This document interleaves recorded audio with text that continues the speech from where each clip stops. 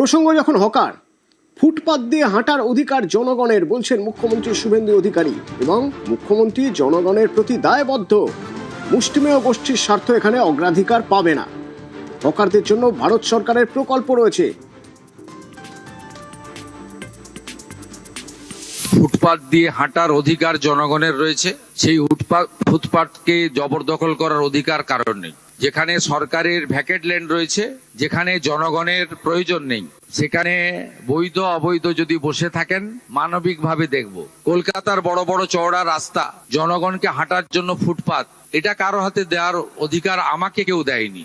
আমাকে public vote দিয়ে জিতিয়েছে, আমি জনগণের প্রতি দায়বদ্ধ। জনগণের স্বার্থ যেখানে যুক্ত রয়েছে সেই স্বার্থ সর্বাধিক অগ্রাধিকার পাবে। মুষ্টিমেয় কোনো ব্যক্তি বা গোষ্ঠী তার স্বার্থ আমার কাছে অগ্রাধিকার পাবে না।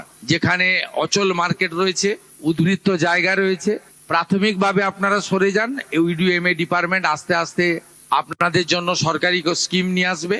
হকারদের জন্য ভারত সরকারের শ্রম দপ্তরের স্কিম রয়েছে।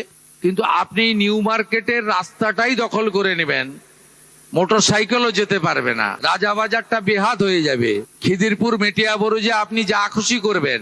এটার জন্য কিন্তু আমাকে মুখ্যমন্ত্রী করেনি পাবলিক।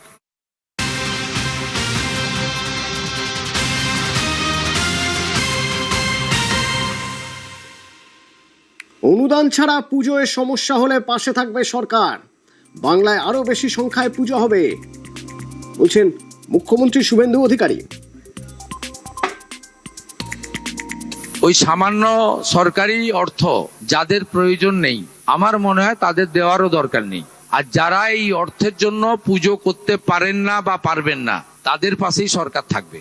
পুজো হবে, আরো বেশি সংখ্যায় হবে।